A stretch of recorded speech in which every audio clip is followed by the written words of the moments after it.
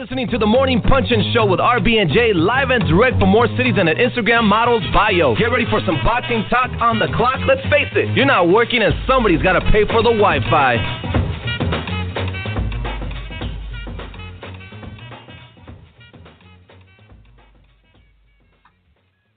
Hey, good morning, everybody. It is RB and Jae. This is the Morning Punch-In Show, the most unpredictable, honest, and authentic morning boxing talk show in the game.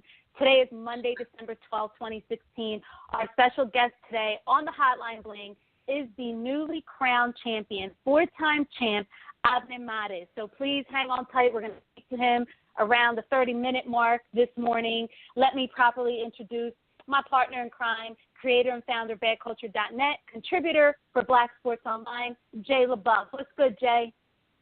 Good morning, RB, and good morning, boxing world. Just really excited after coming off of a jam-packed weekend full of boxing as we round the corner on 2016. Heading into the end of the year with one more big fight card that we'll talk before as we get into the show. And today's hot question, what I really want to know from the fight fans is, where do you rank Jamal Charlo after this weekend's victory over Julian Williams? Where do you rank him in the middleweight division? I want to know. Make sure you hit us on Twitter and use the hashtag TMPS. That is a great question. It was a really good fight this weekend. I know Jamal Charlo opened up a lot of eyes. He's getting a lot of attention now. He's getting some credibility. So really good question. We actually already got a ton of people online who have responded to your question, Jae, so we'll make sure to share all of their thoughts and opinions as well. The lines are open. Call 718-508-9852. Press 1 if you want to play Know It or Blow It and win some free stuff from the RagingBabe.com store. Or press 1 if you just want to talk to RB and Jae, speak your piece, talk to us about this weekend's fights. So we got some word on the curb for you guys later. We're going to catch you up with some things that happened last week that may have been swept under the rug or you may have missed it. But let's start out. Let's punch in, Jae. Let's go to Omaha on HBO, and let's recap Saturday night's fights from Omaha. How about that? Yes. Omaha, Nebraska, right. The battleground for the champ, Terrence Crawford. Yes. So the HBO telecast opened up with a fight from New Zealand. Joseph Parker edged out Andy Ruiz to capture the WBO title. Joseph Parker now wants with guys like Deontay Wilder, Anthony Joshua. He wants unification fights. Here's the cool thing that happened last week is Bob Arum flew over to New Zealand and actually signed Joseph Parker before the Andy Ruiz fight. It's kind of like Bob knew the deal. Like he kind of knew, I think, that Joseph Parker was going to win, and so he signed him up. And there's a lot of heavyweight fights out there right now, isn't there? I mean, think about it. There's a lot of exciting action, a lot of opportunity for matches to be made, some more competitive than others, but still some exciting fights that can happen. Right. Mike Reed, our boy Mike Reed from Washington, D.C., he was on the Undercard telecast. He did win a unanimous decision. Got some word on the curb about him a little later, so stay tuned for that. But he's been fighting some really rugged, tough Mexican guys lately, and he's a slick southpaw from D.C., but I think 17 is probably going to be his breakout year. He's got a big fight lined up, so stay tuned for word on the curb for that. So on to the main event, Crawford versus John Molina. Well, let's talk about how John Molina weighed in at 144 pounds on Friday, 4 pounds over the contracted weight. He looked flabby. He looked gray. He looked sunken in. Yeah, he I don't know if he trained or ran or did anything for this fight. But anyway, here comes fight night, and he looked drunk. I mean, he came to fight, don't get me wrong, but he was discombobulated, drunk, all over the place. It wasn't a pretty fight. Not at all. I got home from the card that we're going to talk about next, and I tuned into the fight because I was just so curious. I knew the outcome, but I wanted to watch it anyway just because of who John Molina is. And I was so severely disappointed. About 20 seconds in, I had to ask myself, what in the hell is going on here? He looked flabby. He looked asleep. He looked like he had a shot before, maybe some liquid courage before he got out there. And I'm not trying to slander him, but he really looked like trash, and he knew it too. He did. Crawford, let's talk about the good things. Crawford Yes. is very precise. He was landing at will. He had Molina pretty much chasing him around, swinging wild. He missed pretty much every time. I think the end of the show, they showed the stats, and John Molina landed like 12% of his punches. I mean, it was something so ridiculous like that. Crawford, he's just on another level. And yes, he's probably 10 times levels above John Molina, but even in the whole division, I mean, this guy, his body work was vicious. He had Molina slumped over in the eighth. We haven't really seen anybody do that to John Molina. Right, including Ruslan that everybody was beating the drum for. We see you, trolls. We see you. Right. So word on the curb on this fight is that, when he came in 4 pounds over, they weren't very interested in losing any of the pounds. So They were chilling. Well, King Crawford's like, hold up, you're in our city. This ain't PBC. This ain't Heyman nothing. You're in our city. This is Crawford. So they asked for a significant amount of money, and something was worked out, and that is why the fight did go on. Word on the curb is Terrence Crawford got around $50,000 from John Molina for weighing in 4 pounds over. Woo! $50,000. That's not a little bit of money out of your purse. That's a nice little chunk of change. Yeah. So I think that Molina may also have had to pay some of the sanctioning fees. I think that was maybe part of the deal, where even though he blew the weight and blew off the titles, they were like, hold up, you're still going to have to pay for some of this. So Crawford and them really stood their ground, and so did Top Rank, but it was more Team Crawford, where they're like, look, we don't care that you here with the Watson twins or that you with Heyman or you PBC. Like, that's not how we get down over here. So they got what they wanted, and good for them. Moving on, well, you know what? What's next for Crawford? Obviously, Pacquiao. HBO is going to have to force Pacquiao to fight this guy. I mean, that's all there is to it. If not, who does he fight? He needs to fight a name, Jay. Who would you like to see Crawford fight next? At 140, let's see. He already took out Postal. What's really left out there but the Pacquiao fight at 140? We can look at the rankings, but Crawford is leaps and bounds above who is currently competitive at the light welterweight division. That's only the real fight out there, one that is not only financially beneficial, but even remotely competitive. If you look at the 140, there's Ricky Burns. Been there, done that. We fought him. Yeah. Edward Troyanovsky, but not going over to Russia, and Russia's not going to send him over here. Other than that, Orozco, not worth it. Amir Imam, not worth it. Bartholomew, not worth it. Actually, Bartholomew Crawford would be a decent fight. Stay Cool Wheels from Philadelphia just hit us with Broner. Now, that would be a fun, decent fight, Crawford-Broner. I also think now that we saw that Crawford and Molina was able to be made and that Top Rank was able to work with Al Heyman, what about Terrence Crawford versus Mikey Garcia next year? Ooh. Well, I caught up with Mikey Garcia over the weekend, and he's still keeping it real tight-lipped. Of course, his focus is on the fight that's coming up in January to try to get a title back. So there's no telling. According to him, he still has not signed promoter, and it's still an option. If he ends up signing with Richard Schaefer said that he wants to do business with people that perhaps were cut off from him before, or they had political reasons for why they weren't working with each other. So it's definitely not unheard of for Crawford Garcia to happen in the future. So then maybe Richard Schaefer coming back with a promotional company isn't too much of a bad thing, because if he's going to be able to sign PBC fighters, let's say he does sign Mikey Garcia, let's say he does sign the Charlo brothers or whoever, that he will be able to maybe conduct business with Top Rank. Absolutely. It's not Heyman at that point. It would be promoter working with promoter. So interesting points there, Jay. Listen, the phone lines are open, 718-508-9852. If you want to speak to RB and Jay, press 1. Jay will see your number light up and know to bring you on the show. So just press 1, and that's how we know that you want to come on. Moving on to Mexico, on beating Espanyol, a fight that I didn't see, but Julio Cesar Chavez Jr. returned. Not only did he make weight, but he won a solid decision over Dominic British, or however you say that guy's last name. So win for him. He said he's back. He's focused, all serious now. You know, he's not going to mess around no more. We've heard this before, so I don't know if we believe him, if he's lying or whatever, but he did get a good solid win in Mexico.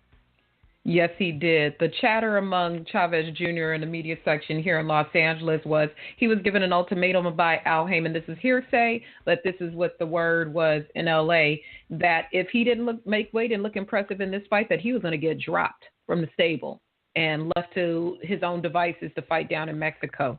So maybe this is his first step on the way back to prominence, because he did look like he had something out there. But, hey, I hope he makes it. I hope he makes it.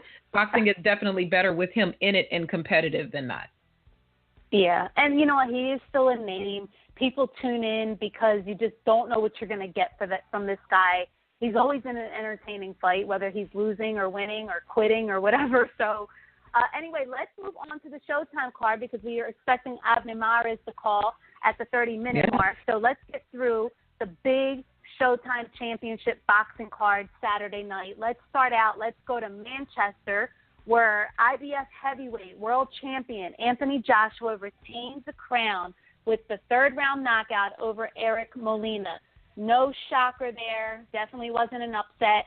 But, you know, Eric Molina, he wasn't intimidated, but there wasn't really any hope for him either. He was walking straight into right hands.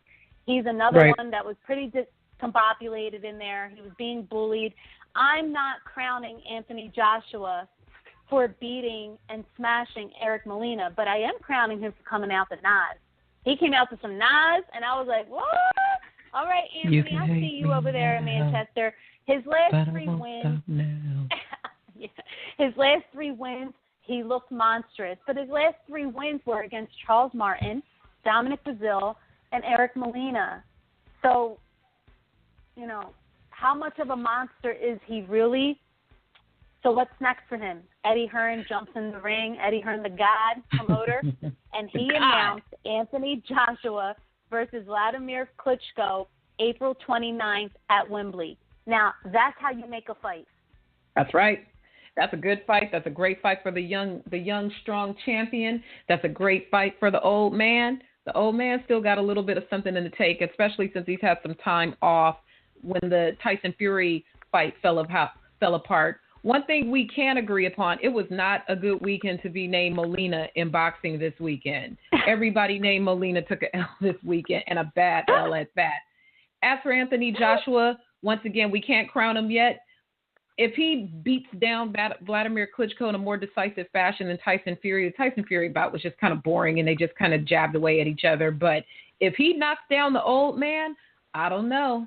Mm-hmm. Bring on Deontay Wilder if he knocks down the old man. That's a great fight. That's the big fight, Jay. That's the fight right there. That's the fight that me and Jay are going to. If they make Anthony Joshua versus Deontay Wilder at wherever in London, we need to get out to the UK anyway, Jay. We sure do. That would be the fight to go to. That's a big fight. Eddie Hearn, for the most part, is always willing to make lucrative fights.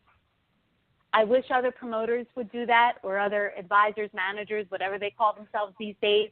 But he's always really willing to make lucrative fights, and that's what I like about Eddie Hearn. I'm not saying he's perfect. I know a lot of people rip on him too. But look, as soon as Joshua got that win over Eric Molina, they announced his next fight, April 29th. Boom. Joshua in the post-fight press conference was very classy. He speaks well. He looks good. Sure does. I don't got nothing bad to say about him, Jay. He needs good musical choices, great interviews. He's not, a lot of critique that heavyweights get these days is that they were other athletes and they kind of fell into boxing. This is a kid that came up in boxing as a youth that he owned up to. You're not going to see a story come up about him. That kid is really the total package, and Eddie Hearn really hit the mother load when he signed that kid. That was the MVP for that one. Other notable wins from Manchester. I'm just going to breeze through these just in case you missed the results online or you didn't watch. Luis Ortiz stops David Allen. Cal Yafai dominated Luis Concepcion to win the WBA title. Scott Quigg drills Jose Cayetano in the featherweight debut. Katie Taylor dominated Vivian Obenoff. And Chisora White got the split nod over Derek Chisora, which many are saying that White-Chisora fight is candidate for Fight of the Year. Many are screaming for a rematch. I've been told by at least 100 people that I need to watch that fight. I did not get a chance to see it. Jay, did you by any chance? Neither. I've been trying to watch that fight, too. I was catching up on the fights. I went to the fight I went to and still wanted to see some of it back at home. And then I watched the Crawford fight. And then Sunday I was just off the grid. But I will be watching Dylan White this week. So we'll probably, we might touch upon it next week. You never know. Or hit us on Twitter. We're on Twitter every day. We'll talk about it. Let's do it. Strong candidate for Fighter of the Year by a lot of people in the media, a lot of the fans. So it must be up there. It must have been good. So let's fly on over to L.A. where Jay covered the Abner Mares card leading up to the event and on fight night. Jay, I want to start out by talking about Ringstar Sports, which is Richard Schaefer's new promotional company. You've been covering this event leading up to the event and want to talk about Richard Schaefer and how he has rolled out the red carpet and how the media was treated and just the event overall before we get into the results. Richard Schaefer is definitely back in a vengeance, and he definitely respects the media and values their input into the sport. The organization of the event was great all week. Everything was timely. Everyone was accessible. And it was a great event to cover. Not only that, he hosted a media dinner here in Los Angeles. He had some fighters there. Mikey Garcia was there. Deontay Wilder was there.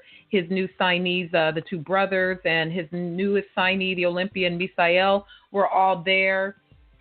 Media came in from the East Coast. Dan Rayfield was there. Mike Coppinger. A lot of people were there, and he's being really open. He says he's really excited to be back in the game. He liked his format before. He said some of the things that he noticed during his time off is people just don't promote their events anymore. He was seeing some good fights. I'm not going to mention a fight that particularly stood out to him, but he just questioned where was the promotion. He said, I've been driving around. I didn't see any billboards for that fight. I didn't see any type of promotion or a partnership with a beer to give a coupon to people who were purchasing the fight. And just the overall feeling from Schaefer's point of view is that no one was promoting their events, and he's ready to get back in it, do full-scale promotion, celebrate these athletes, make sure the public knows about it, make sure the media knows about it, and he just seems really fired up and ready to get back out there, and also says that he's more than willing to work with everybody. He doesn't have those old demons hanging around. He says he's anxious to work with Oscar De La Hoya again. He's working with Al Heyman, but all the other promoters, Top Rank, he is very, very open and ready to work with anybody. So ready to work back with Oscar De La Hoya that during the dinner, he welcomed everybody back, and it was a pleasure to sign some guys to Golden Boy. Like, wait, wrong promoter. But hey, he's back, and I'm sure the sport will be better for him in it. If we keep on this rolling out these matches that Showtime has announced at the beginning of the year, this could be a good bounce back year for boxing, for matches, anyway, matchmaking. I'm going to stay optimistic, and I'm going to hope, believe what he's saying, because it would be good for the sport.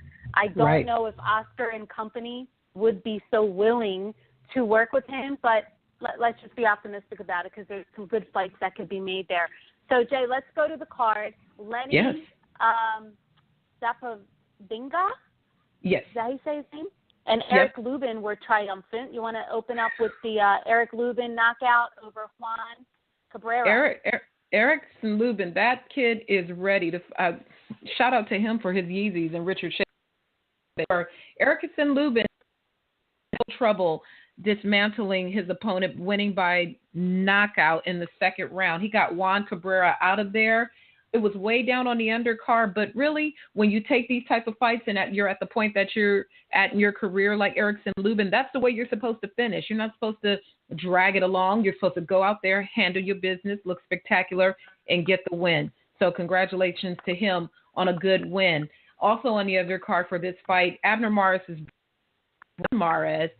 defeated Ivan C. Dixon. Oh, no, actually didn't defeat him. They fought to a draw, 38-38-38 from all of the judges.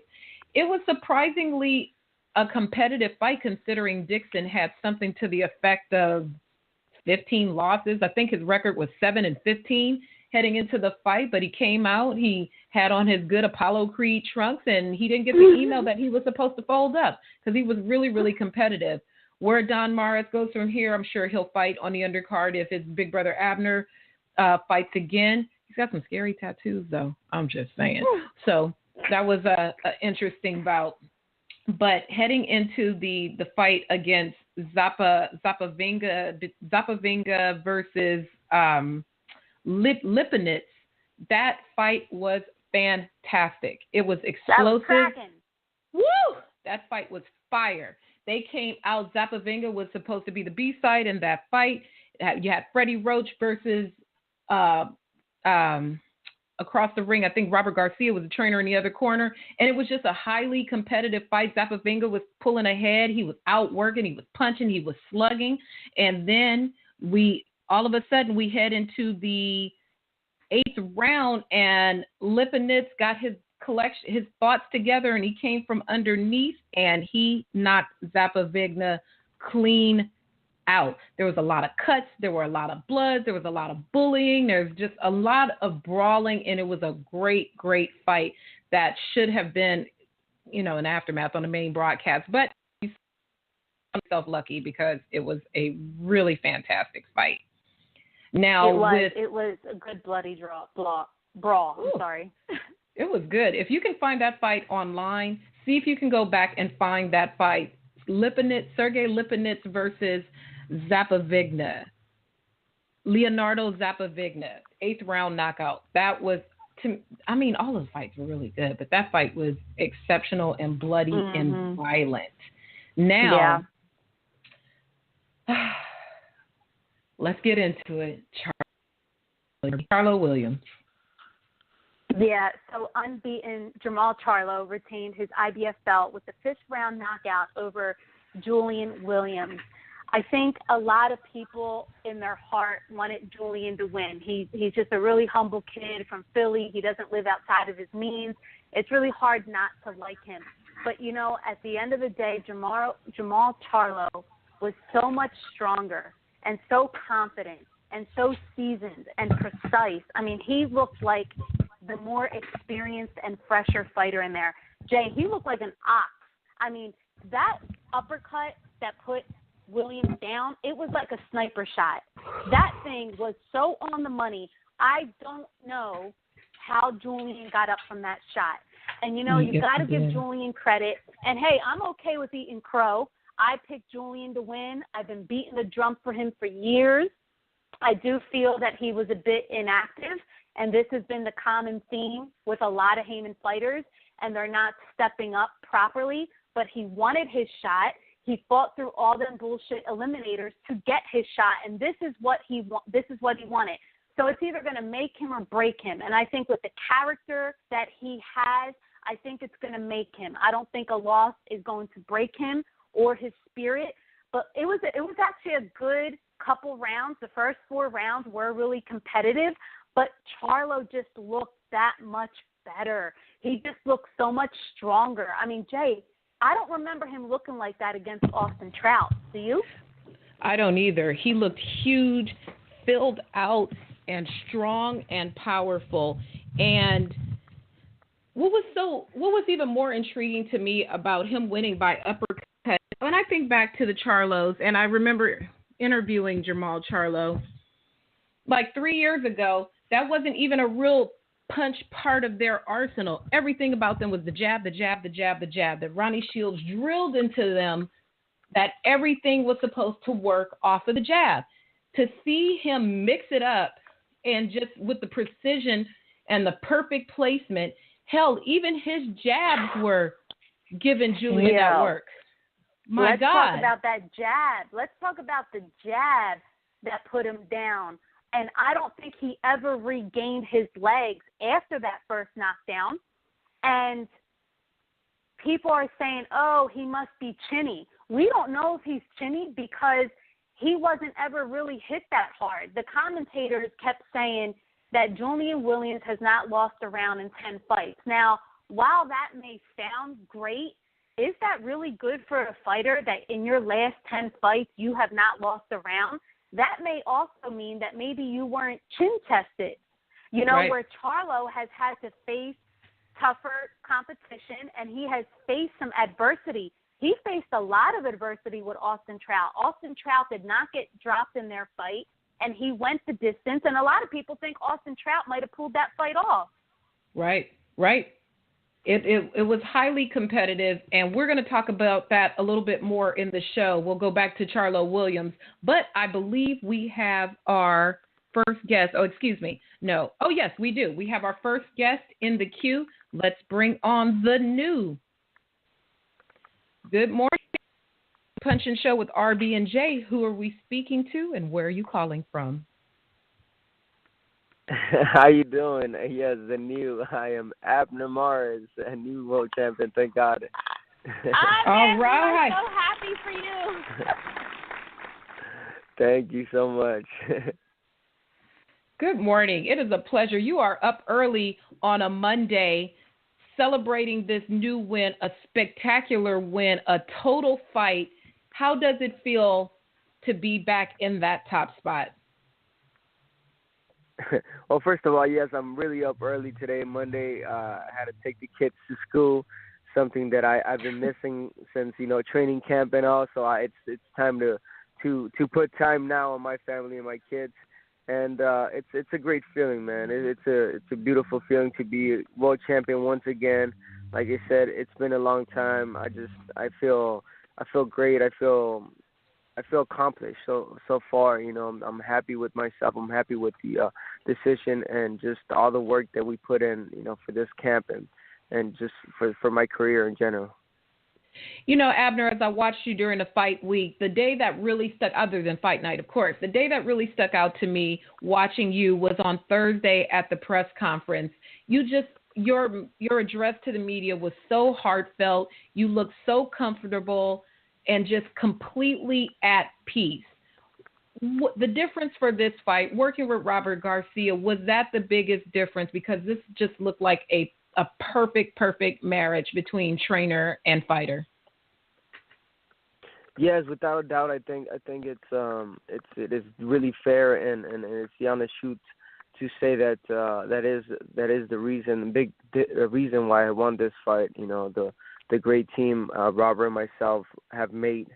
It's been a long time. Like I said, it's been a year training with Robert, and I told you guys, I said at the press conference, you guys are going to see a different Abner, a rejuvenized Abner Mares, because Robert brought that back in me, as a fighter, as a person, that confidence and that boxing abilities that I always knew I had, but just never brought it out, and he brought it out. What was so amazing watching your performance in the ring, you threw so much variety. You punched, you brawled when you needed to. Your footwork was great. And not only that, Cuellar looked so much bigger than you in the ring. His arms looked massive, but to no avail. When he was able to land on you, was his power as significant as people made it out to be? Yeah, you know what? There's a funny saying I was saying in Spanish when they asked me, "Hey, Cuellar looks way bigger than you, heavier." And my answer was, I said, "No ni que lo fuera a cargar," and that translated is like, I'm not gonna carry him. I'm not gonna pick him up. Doesn't matter if he's big or not. Doesn't matter if he's gonna blow up 20 pounds more. Come fight night. At the end of the day, I'm not gonna carry him. I'm gonna box him, So that's exactly what I did. I knew he was a big guy, he is, and he's a big guy for a 126 featherweight. I think his weight is at 130. But nevertheless, I never doubted myself. I never let that get to me, because if you get that in your head, then you have doubts. And I knew coming in that he was a powerful puncher. He was a bigger guy. But then again, I knew of my abilities, which were boxing, being smart, and that's exactly what we did. When you got the win and you dropped to your knees in that emotional moment, it was really beautiful to witness ringside, to see Rob drop down to his knees along with you. What did you say to each other during that moment? Oh, man, I can't remember the exact words, but I remember the moment. I do remember the moment. It was just beautiful. It was just, oh, man, just accomplished. We just felt relieved. We felt like we did it, we did it. I just remember those words. We did it. I knew it. And, you could go back and watch the tape, the rerun, and you see Robert's face. He's happy. Like, we both became champions that night, and as a coach, he did it, and I did it as a fighter. So it's a great feeling. Obviously, Robert, he's the one that took Cuellar to become a world champion, and to actually dethrone him and beat him with me and take his championship back. I think that's got to be a mixed feeling, that he has. But nevertheless, he's happy with my performance, and as a coach, I think he's just happy because I listened to every single word and every single advice that he told me to do in that ring. Mares, talking about the raw emotion between you and Robert, the raw emotion of your wife at ringside, they showed her on camera, and I just melted watching the TV screen because she was just so elated and happy. And I don't think a lot of people realize what the wives go through and what they endure in this business when their husband is a fighter, and her raw emotion and screaming and crying, what that meant to her, what you guys have gone through as a family to get to this point again. Definitely. My wife has been a big support, in my career, obviously in my life. She's always there for me, and obviously it's difficult, for her just to watch. I'm gonna say real quick, my dad doesn't go to my fights. My mom doesn't go to my fights. My mom, last time she went to a fight was when I fought Johnny Gonzalez and I got knocked out, and she said, "Son, that's the last fight I go to." And she has never been to any of my fights. She just watches it, at home. And my dad, he had a stroke, like maybe 3 years ago, just being nervous. So that lets you know it's difficult. So yes, you can see her emotions. You can see her feelings are just, a percentage that she was just happy that everything went well. Yeah, a lot of people I feel like had written you off, and now you're a 4-time world champion.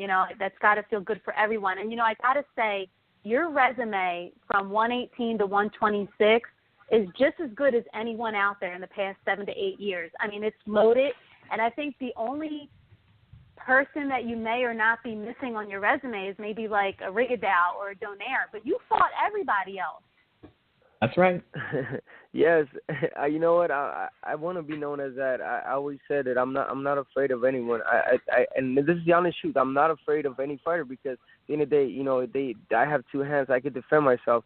So I say it, sarcastically, but it's true. The only people I'm afraid of is obviously God, my wife, and my mom. Those are the only three people I'm afraid of, but no one else. So there was somebody on Twitter the other night who was talking real heavy, and that was Frank Espinoza. I think he used to be managed by him. And he was really talking heavy that he would love to make Oscar Valdez versus Abner Mares in 2017. Is that feasible? Is that possible, you think?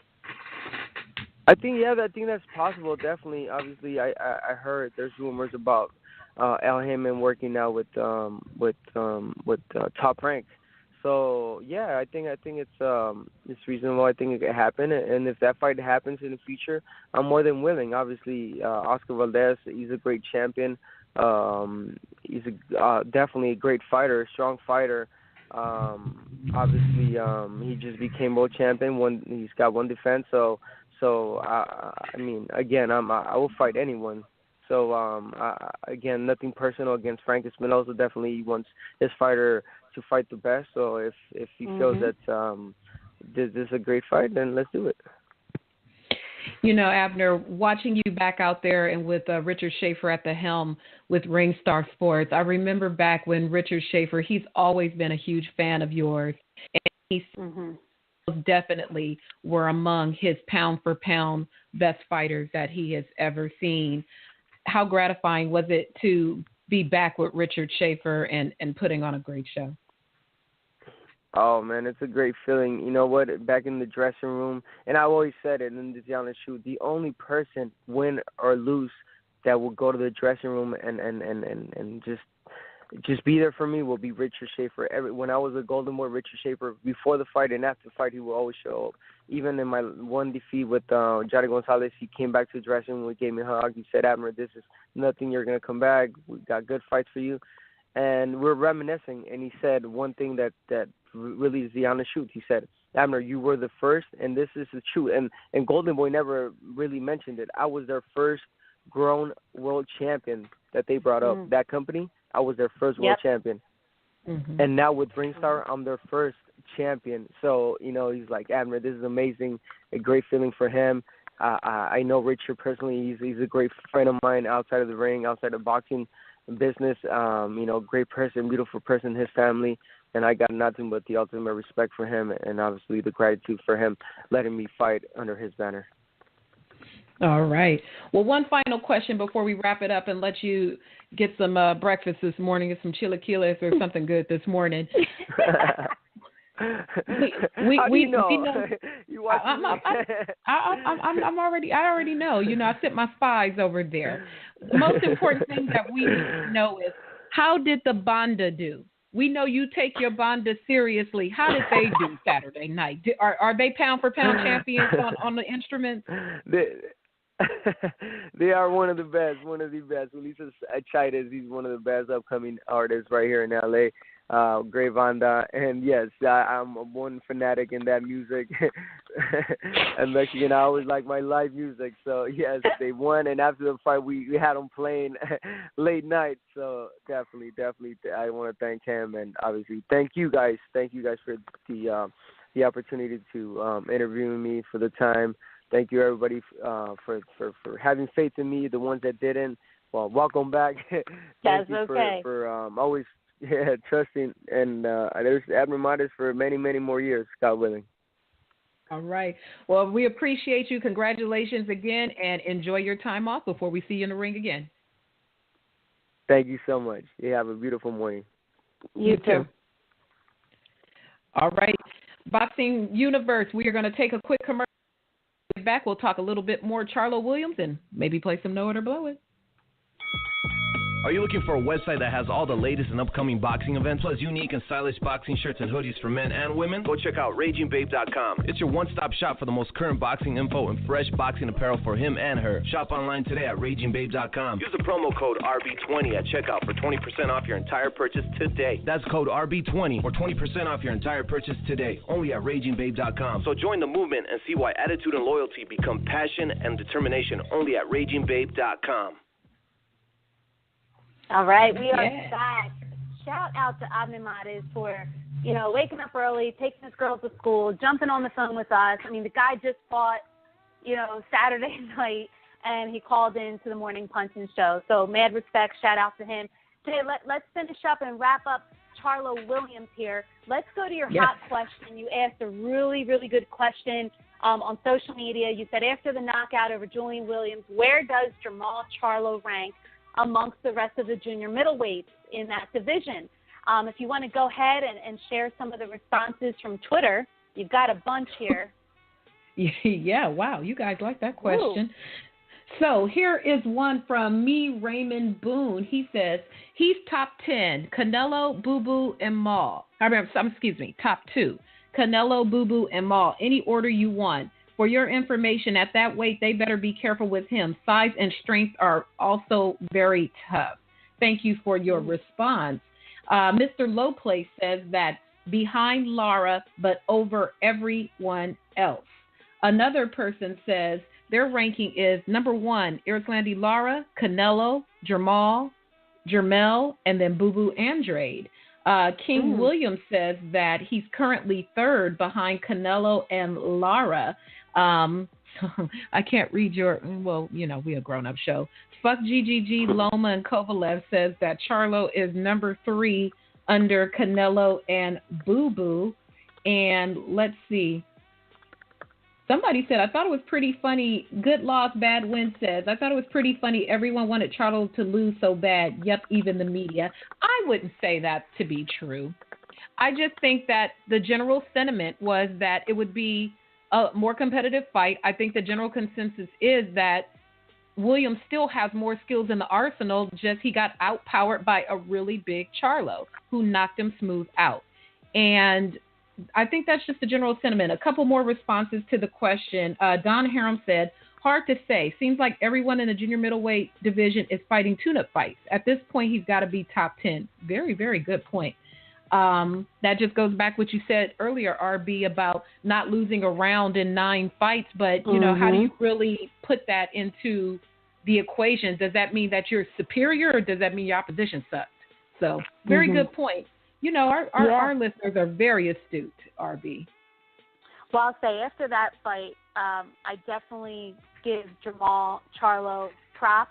I do think he's up there probably in the top 5 in that junior middleweight division. Canelo's in there. I just need Andrade to fight. I want to put Andrade in there, and he had a spectacular performance against Willie Nelson over the summer. And then once again, we haven't seen him again. So, and, you know, he's hysterical. I think he bum rushed the post-fight press conference day. He was ripping the mics out of people's hands and calling out the Charlos. And make sure you go to badculture.net. Jay got that on video, right, on YouTube. I sure do. Boo Boo Andrade is a character. If you listen to RB and Jay, you've heard Boo Boo Andrade on here a few times, and he's definitely a character, but let's bring that character back to the ring. He seems to have some trouble getting there. Yeah, so what I will say in wrapping up this weekend's fights is every prime versus prime matchup this year has really worked well, and it has lived up to its expectations. If we look at Chocolatito Cuadras, Thurman Porter, Ward Kovalev, Frampton Santa Cruz, Charlo J-Rock, these were all fights that were made for prime versus prime guys, and that's when you get really good fights. So we need to keep doing that in 2017.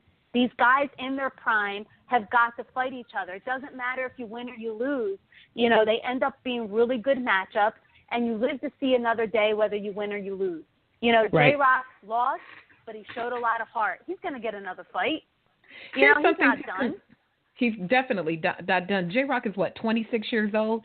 Let's take a look. Let's compare him to another person who got their opportunity very, very quickly, Vasyl Lomachenko. Vasyl Lomachenko got a title shot, and look at him now. So I think Julian Williams is going to be A-okay. One thing's for sure, L.A. got love for Julian Williams. He could fight here again because the L.A. crowd was not having it fight night. They did not like the Charlo shenanigans.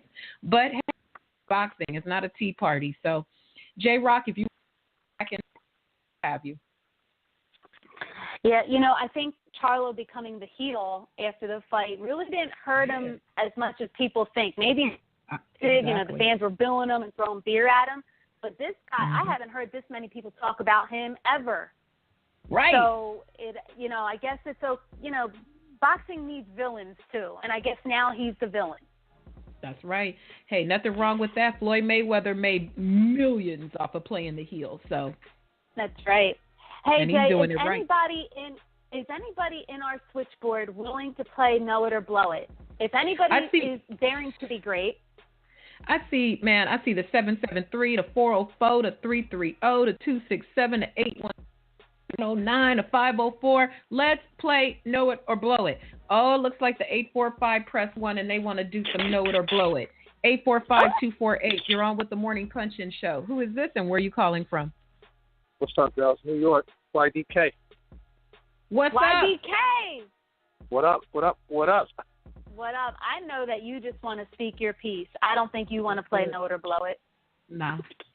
No, listen, I want to say something. I'm going to get to the point about J-Rock, right? Yeah. It shows how pathetic boxing is now, right? That one guy gets lost and knocked out, and it's like a big deal.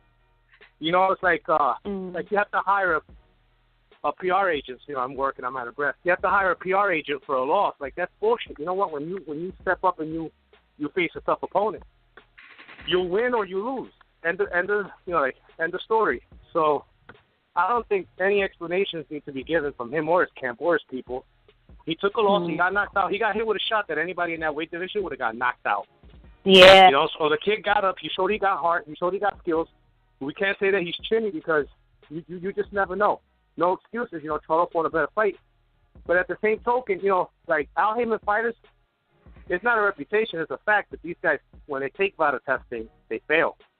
Charlo is way too big to be a 154-pounder. I remember about a year ago, he was saying he was moving up. Yeah, he was moving up to 60, and I want to know, like, how do these guys make 54 and have all that energy and strength? Because that, to me, is just not natural. It's just not right, you know. And it's funny, Richard Schaefer's back in the mix, but it was Richard Schaefer when he was running Golden Boy Promotion that got rid of VADA testing when all Heyman fighters kept testing positive for steroids. You know, so no one's talking about that. You know, was there testing done for Saturday's fight? So I don't know that J-Rock was clean, but how do we know that Charlo was clean? We don't know that. You know, they started instituting testing, and then fighters started testing positive. So they got rid of that because it wasn't good for business. So, well, let me interject right here. 2 years ago, when Al Heyman rolled out the red carpet and put out the press release that PBC was a thing, in that press release, I remember vividly, it said that all of his fighters were going to have to undergo random, vigorous drug testing year-round, and that has not happened. It has not happened. Because it's not good for business. What are you going to do when these guys, you know, test positive? Are you going to call off a fight, or are you going to make exceptions, or backroom deals are going to be made? And we know that Richard Schaefer is the king of backroom deals, because I still remember when 50 Cent put him on blast with Heyman about them making backroom deals with the MGM behind Floyd's back. So, you know, this is just more of the same old. You know, like, how do we know that the sport is clean? And how do we know that the best is going to be done? I'm not buying the whole, you know, Richard Schaefer doing right by media. That's just PR work. You know, that's just him trying to clean up the image of PBC. You know, all Richard Schaefer is like the evolution of PBC, because that model didn't work. It was absolute shit. So he wants to step in now, and Heyman is actually repaying him for what he did, the number that he did on Oscar. So it's just more of the same. You know, you're not going to see better fights. You're not going to see testing. You know, just look at the travesty of Triple G and Jacobs. Did anyone really believe that fight was going to happen? You know, look at this. Look at Eddie Hearns, right? Eddie Hearns. Look at Anthony Joshua, which I think he's like the British version of Deontay Wilder. An exciting big fighter that to me is a hype job. We don't know yet if he can take a shot because he hasn't faced a live opponent. I mean, these guys have faced more bums in the Central Park bench, right? But look how quick Eddie Hearns made a fight with Klitschko. That's good business, and that's a good step up. But who is Wilder fighting next? What other fights is Heyman making? You know what I'm saying? Like, Richard, you know, he's got Richard Schaefer now, but what is Richard Schaefer going to do for a promotion but maybe give you a coupon discount for Corona beers or Tecate? You know, so it doesn't happen here. You look at an American boxing pay-per-view card, and it's absolute trash. Where's the value in that? And, you know, and look, I don't want to give people a business lesson, but everybody knows value is the difference between what you pay and what you think you get. Take the UFC, for example. You get a lot more than what you pay for. You order a boxing card, or you watch a boxing card, and what do you get? You get shit, time and time again. Every now and then you get a good fight, and people brag about that. But listen, that's nothing to brag about. A broken clock is right twice a day. So there's just more of the same old. I wish it was true that better fights were going to be made. I wish we knew these fighters were clean. And when a guy gets knocked out, a guy loses, big fucking deal. You know, Roberto Duran got knocked out cold by Tommy Hearns, and look at what he came back to do. So it's not the end of the road for a guy. He lost. He stepped up. You know what? Good for him. He's a throwback fighter. J-Rock went in there, took a good test, and he got beat. End of story. He'll come back from that. It's not the end of the day. Let me chime in here. That's a Philly fighter for you. He just wanted a shot, and he got his shot, and he got knocked out. Okay, but you know, we can look at Gabe Rosado and say the same thing about him. He took a fight with Golovkin when he probably shouldn't have, but it didn't break him. If anything, it made him where you can't break his spirit, you can't break his character. This is where fighters are truly tested. So this is where we're going to see what Julian is really made of. You know, is that loss going to break him or make him? Absolutely. Gabriel Rosado is a good example of that. Toledo's another good example of that. But it's finally good to have an American fighter that has heart like that and steps up. You know, Toledo has all these losses, right? But how all of us would tune in if he was going to fight next. If Lomachenko fights him next, we'll all tune in. Everybody is tuning to see that fight. Why? Because we don't care about the guy's losses. We know that win or lose, it's always a good fight. It's always a good performance. Gabriel Rosado, win or lose, guess what? People still tune in, and the guy still sells a ton of tickets. Why? Because the guy got heart. He's going to fight to the end. Yeah, you're right. Listen, before we let you go, we have a game that we play called Know It or Blow It, where we ask a trivia question. Do you want to play? Sure, why not? Okay, Jay, we're going to give him 10 seconds on the clock. Let's do it. All right. You got 10 seconds. We need you to name us 4 fighters whose last name starts with the letter S. 4 fighters whose last name starts with the letter S as in Sam. Smith, before Canelo.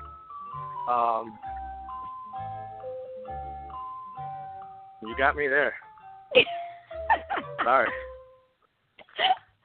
Damn, Toledo. there's Toledo. Smith, Toledo. Wow, the epic fail. Oh. Yo, you know what's funny? You guys, I'm gonna say something. When you said you asked Abner Mares a question, I was waiting for it. I was like, yeah, she got him now. And you know, it was actually nice. Like when you brought up Frank Espinoza, you know what I'm saying? And he gave a very nice political answer to that. But I thought you were gonna blast him because I never let Abner Mares go off the hook for how dirty he did Frank Espinoza after Espinoza was after him. We had eye injury. He couldn't get fights. He was down and out on money. You know, that guy carried him. And then he turns around and he screws him to go sign with Heyman. That's why ever since he did that, I wish him nothing but the worst in the ring. Because I'm one of those old school guys. You stick with the people that got you there and did right by you when all hell was breaking loose. So you're right. I think Espinoza will get his revenge if they can make that Oscar Valdez fight. But anyway, UDK, thank you for calling in. Thank you for playing. Everybody is loving you. We're going to put you back in the queue. Thanks a lot. That's what's up. Good caller. Good caller. He always got a lot on his dome. So shout out to YDK for calling in and rocking with us this morning on the Morning Punch. Yeah, we have a few minutes here, and I want to make sure we dish the word on the curb. So I'm going to run through some hot topics that formulated last week that maybe blew over your head. Toriano Johnson is returning on January 28th on that Golden Boy card. Cotto Canelo is tentatively scheduled for February 25th in Dallas on pay-per-view. That is not a healthy start to the new year. No. Cotto Kirkland. Pay-per-view? That is very disappointing. I'm sorry. That's disappointing. There's no reason why that should be pay-per-view. Yeah, Miguel Cotto, we know you got your deal with Rock Nation, but just because you have it doesn't mean you should do it. We don't even know if Kirkland is even going to get to that point. Where's Ann Wolf at to make sense of all this? Yeah, well, they do say he is going to have Ann Wolf back in his corner, so that'll be fun to watch. Anyway, the co-main event possibly will be Rigondeaux versus Moises Flores, so look out for that.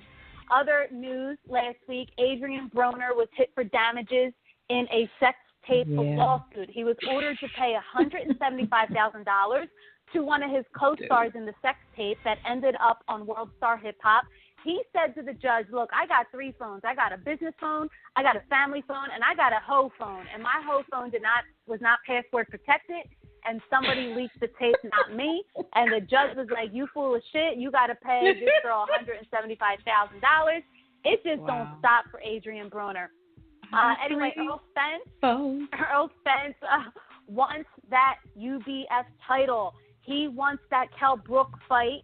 Kell Brook is a name. He wants that fight more than anyone else.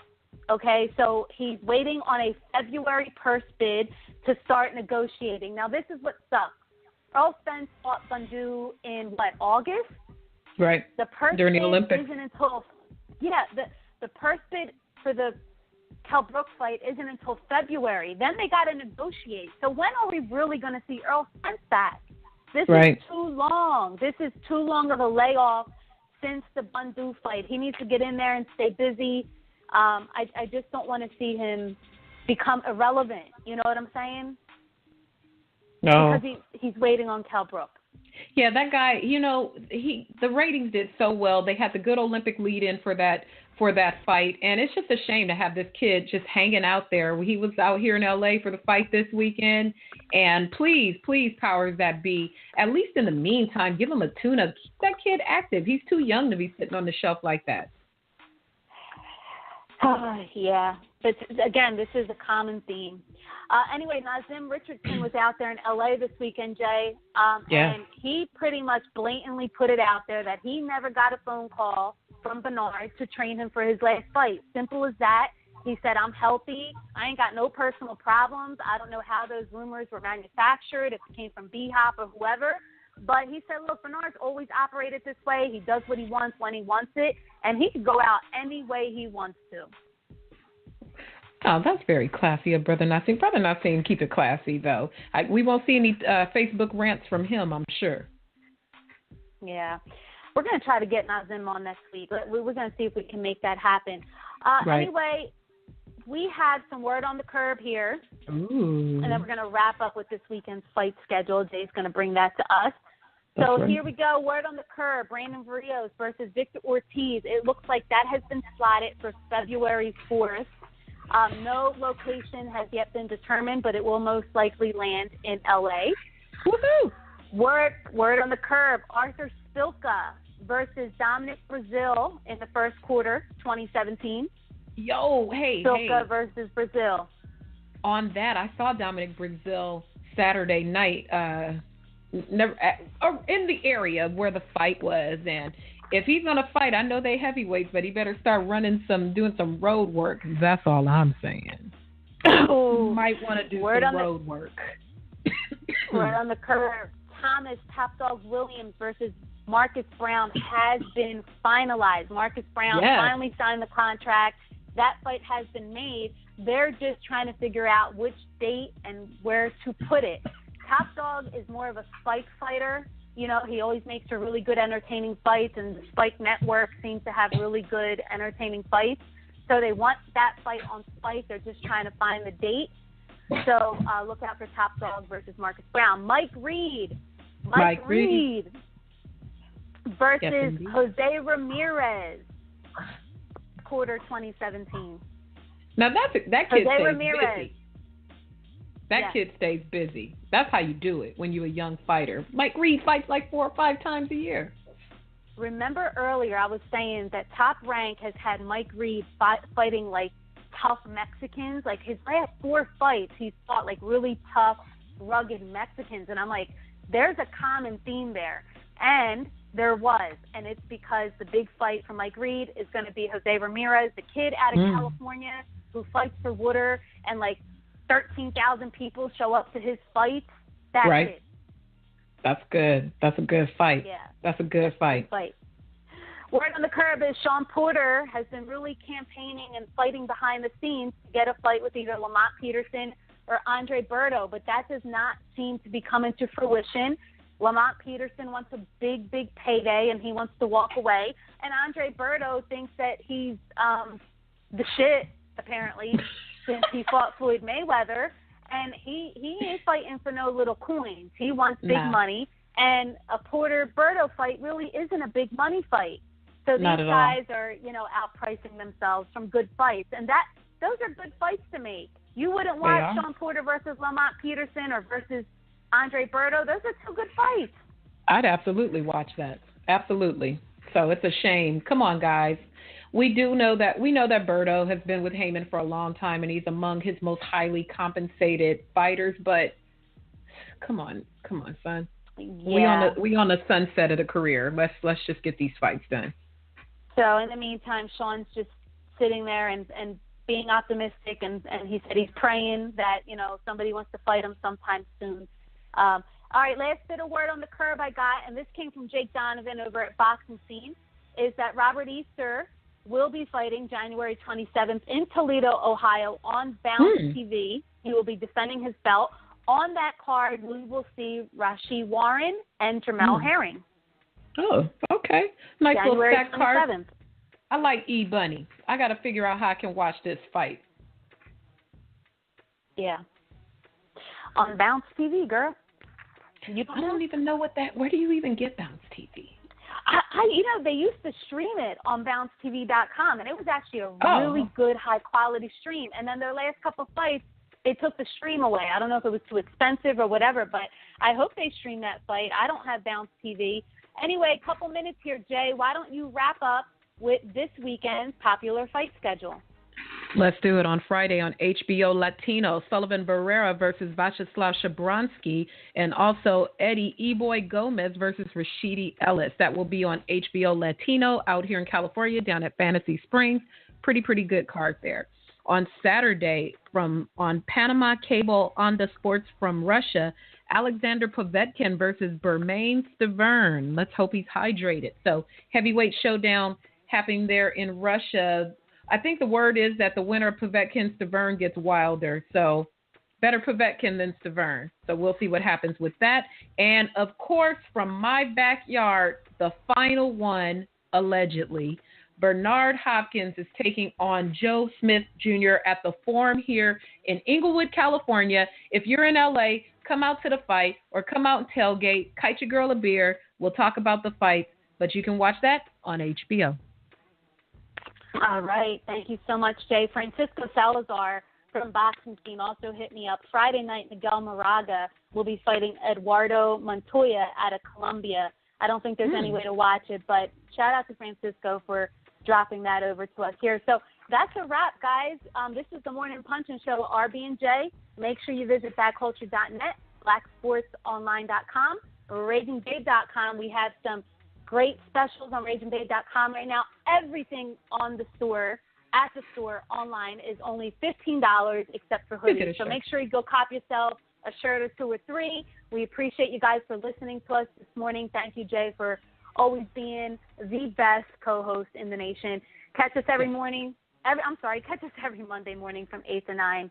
It's a wrap. You better put that energy in the universe. Send us checks, and we could be on every day. Take care.